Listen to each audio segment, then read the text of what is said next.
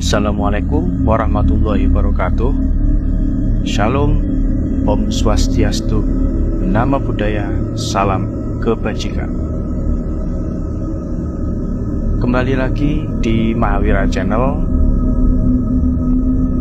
YouTube yang akan menyajikan beberapa kisah horor buat kalian semua. Tapi sebelum saya ceritakan kisah horor, buat kalian yang belum subscribe, klik tombol subscribe dan jangan lupa tekan loncengnya agar kalian tahu video-video terbaru dari kita.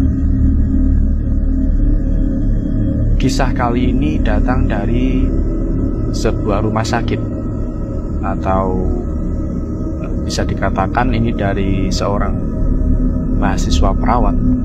Jadi kalau kita tahu, biasanya di rumah sakit itu banyak kejadian-kejadian yang di luar akal atau tidak masuk akal, yaitu berkaitan dengan hal-hal yang gaib begitu. Nah, bagaimanakah kisahnya? Kita langsung masuk ke ceritanya.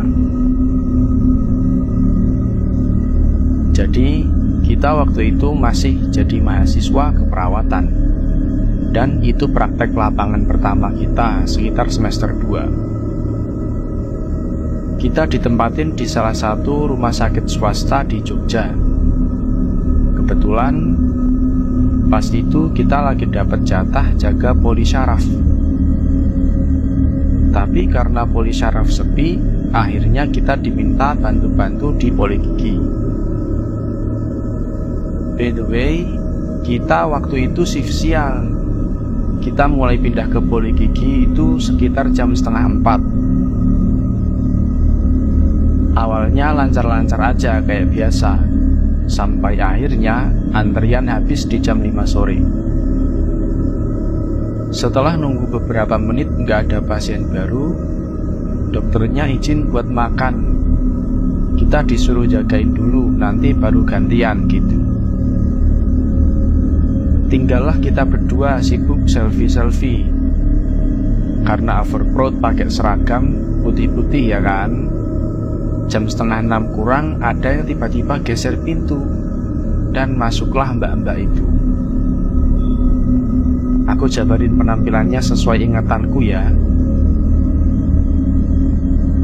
Dari keseluruhan gak ada serem-seremnya. Pas awal malah dia bilang misi gitu.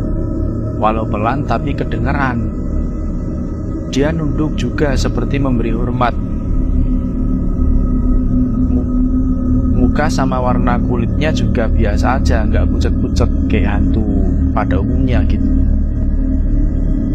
Cuma emang matanya agak serem sih.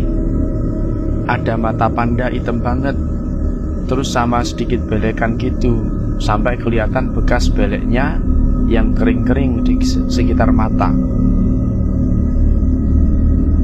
Bajunya merah polos sebawah lutut, tapi merahnya kusem. Lengan bajunya panjang sampai pergelangan tangan. Rambutnya hitam panjang sepinggang digepang samping, dan acak-acakan banget lah. Kayak belum cuci muka sama belum sisiran aja pokoknya. Dia pakai sendal jepit kayu, dan sendalnya ini kayak sendal kayu yang model jadul banget. Dia nggak bawa apa-apa juga, beneran tangan kosong. Makanya pas itu kita nggak mikir kemana-mana.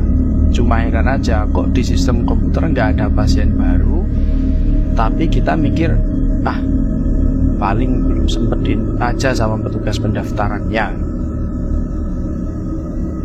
Dia langsung duduk tanpa disuruh di kursi dental. Kakinya selonjoran ngangkang, bener-bener ngangkang lebar. Jadi si mbak-mbaknya ini seakan-akan sudah siap untuk diperiksa di gigi, di poligigi begitu.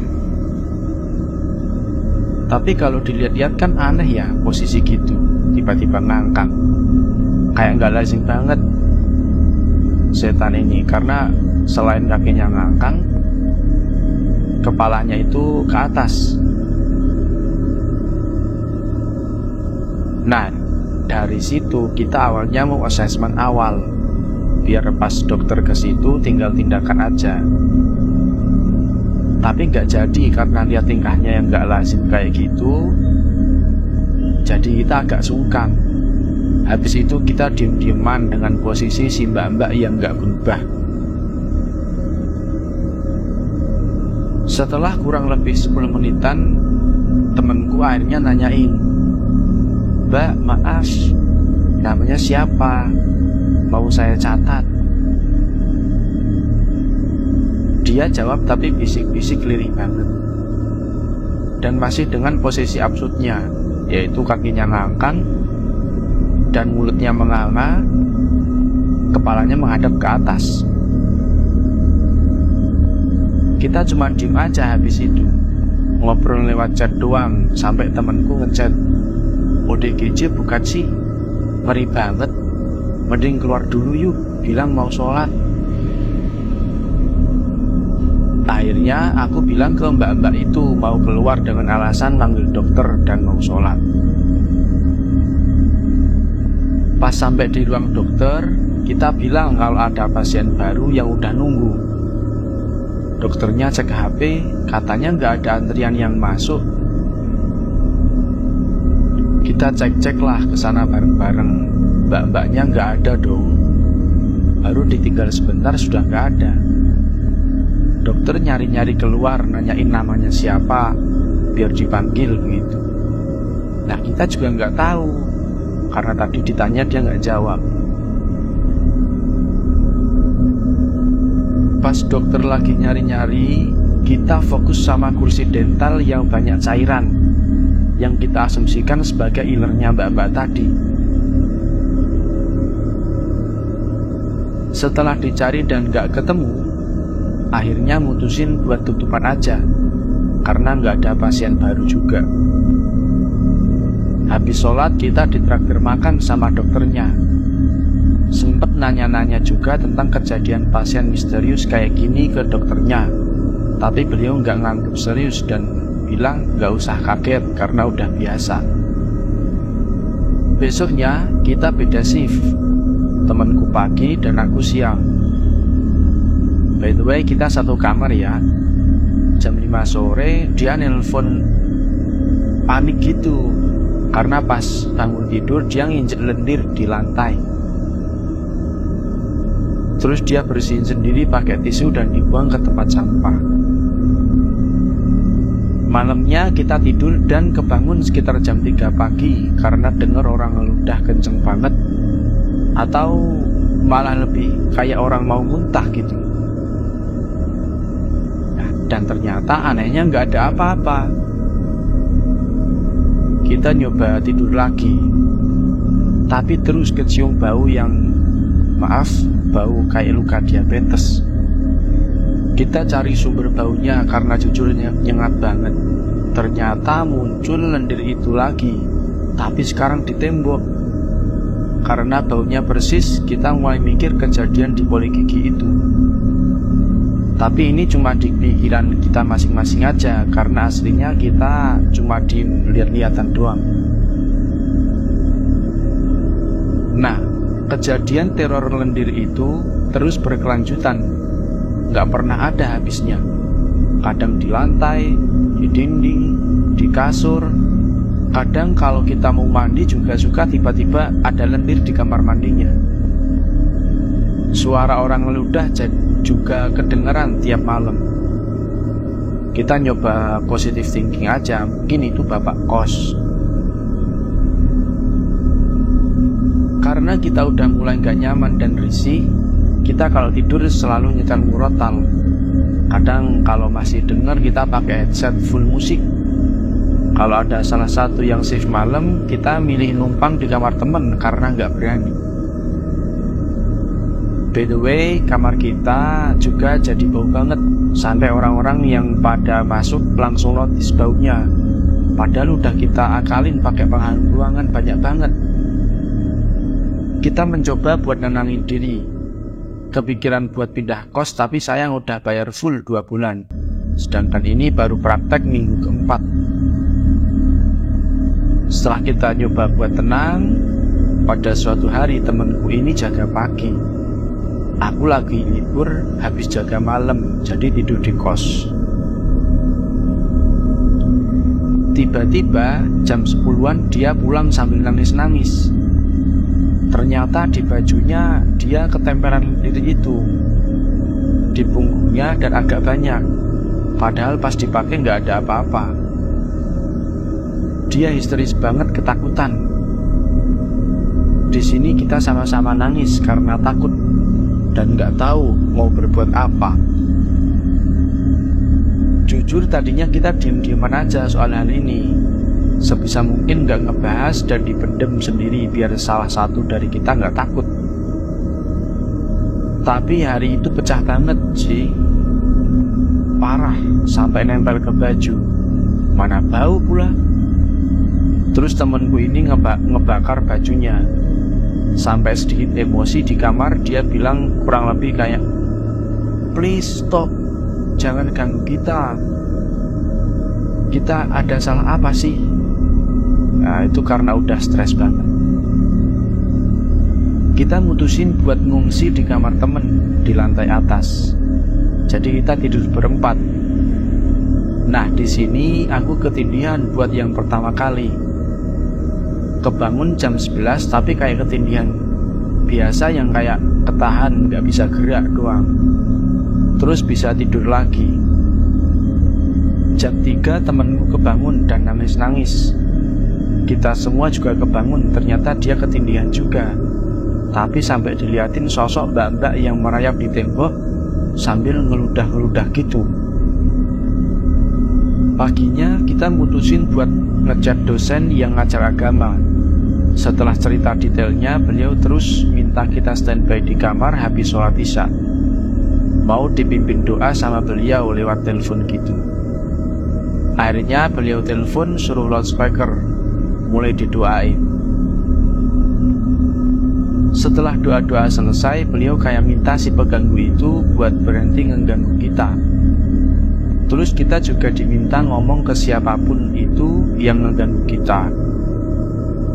Temanku cuma bisa nangis karena masih kepikiran mimpi ketindihannya semalam. Akhirnya cuma aku yang ngomong. Kurang lebih kayak gini. Kita minta maaf kalau ada perbuatan kita yang gak berkenan atau kurang sopan. Tolong jangan ganggu kita lagi. Kita di sini cuma mau cari ilmu, gak bermaksud apa-apa. Ya gitu kira-kira. Singkatnya, malam itu kita baru bisa tidur jam 1-an. Tapi so far aman-aman aja. Sampai bangun pagi pun gak ada tuh lendir atau ludah-ludahan kayak biasanya. Tapi pas keluar kamar, ternyata pindah di depan pintu itu lendirnya. Ternyata sesi doa bersama itu cuma bisa buat pindah lokasi dia ngeludah. Yang tadinya di dalam kamar, terus sekarang di luar kamar atau di depan pintu. Akhirnya kita mutusin buat pindah kos di minggu ke-6 karena jujur udah gak kuat banget. Mau numpang di kamar teman, tapi teman juga kayaknya pada takut mau nampung kita. Padahal udah bayar full 2 bulan dan duitnya gak akan balik. Emang agaknya kita ini bodoh sekali. Pindah pun gak ngaruh karena tetap aja sesi ketindihan dan teror lendir itu masih ada. Jadi kayaknya si mbak-mbak ini tadi tuh bukan hanya di rumah sakit tadi ya, tapi ngikutin 2 mahasiswa perawatan ini. Jadi mau dia ke kosan atau pindah kosan tetap dia ikut. Nah, pada suatu hari temanku mengalami kejadian yang lumayan parah sih. Dia ketindihan sampai sesak nafas. Akhirnya dibawalah dia ke UGD. Di situ orang tuanya datang, terus kita ceritain dari awal. Singkatnya, orang tua temanku ini nginep di kos dan besoknya manggil orang pinter.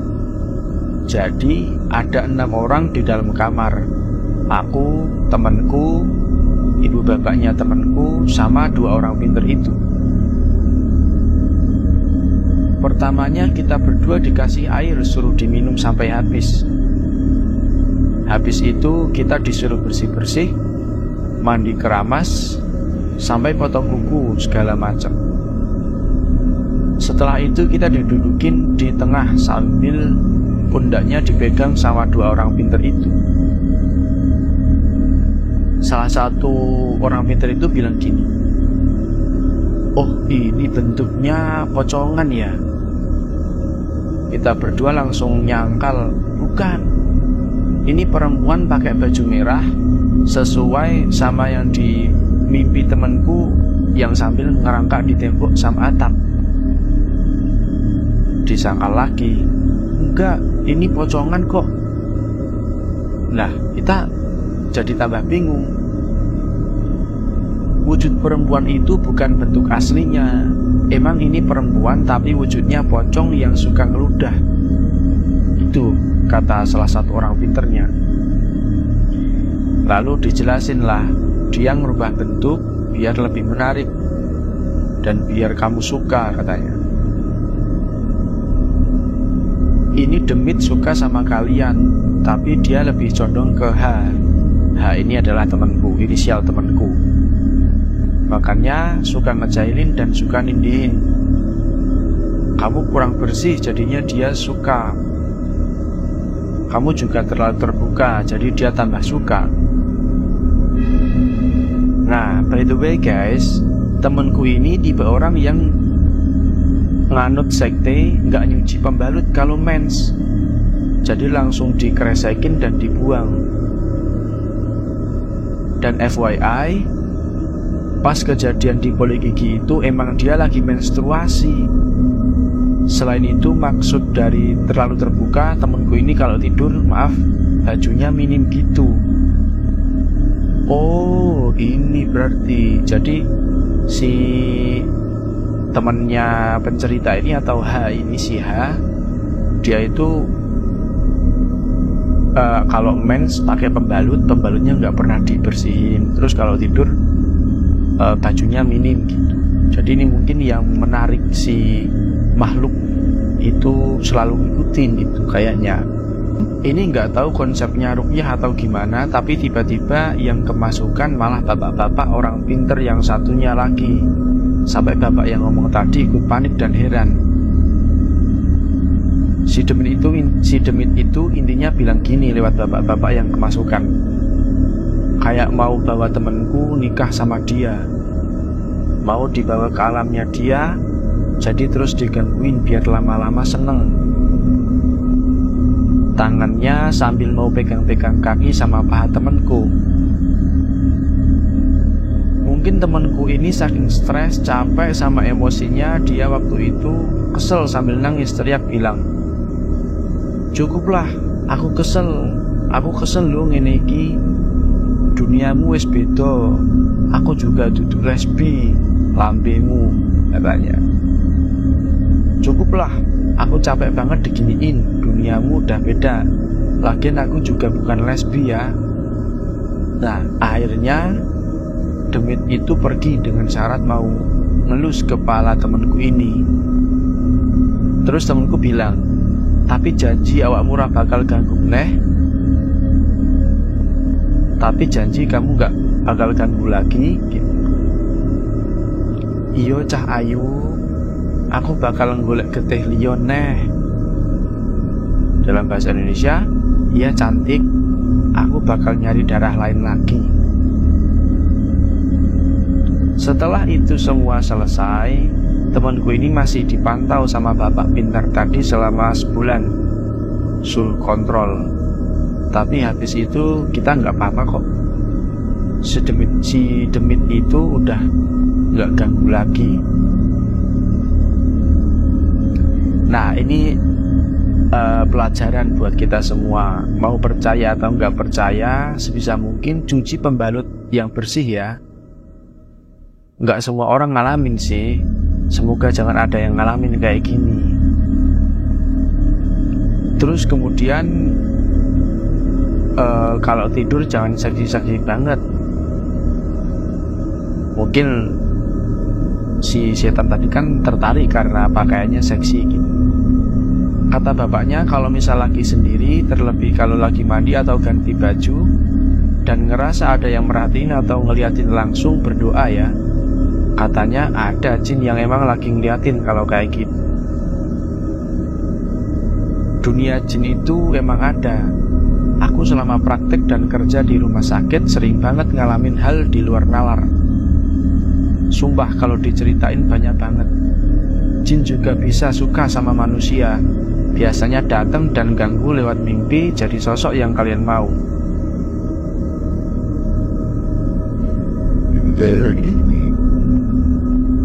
Nah, mungkin ceritanya cukup sampai di sini. Yang intinya bahwa ada seorang mahasiswa perawat yang diganggu oleh sosok makhluk, yang ternyata makhluk itu ngeganggu karena si cewek ini atau si mahasiswa ini dia kalau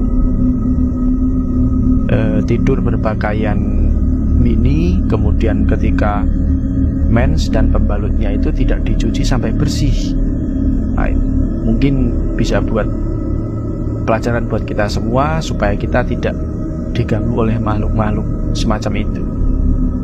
Baik, terima kasih atas waktunya. Terima kasih sudah mendengarkan cerita dari saya. Kalau kalian memiliki cerita yang menarik dan mau ditayangkan di video kami, silahkan kirim kisah horor kalian di email yang tertera di deskripsi. Terima kasih. Wassalamualaikum warahmatullahi wabarakatuh.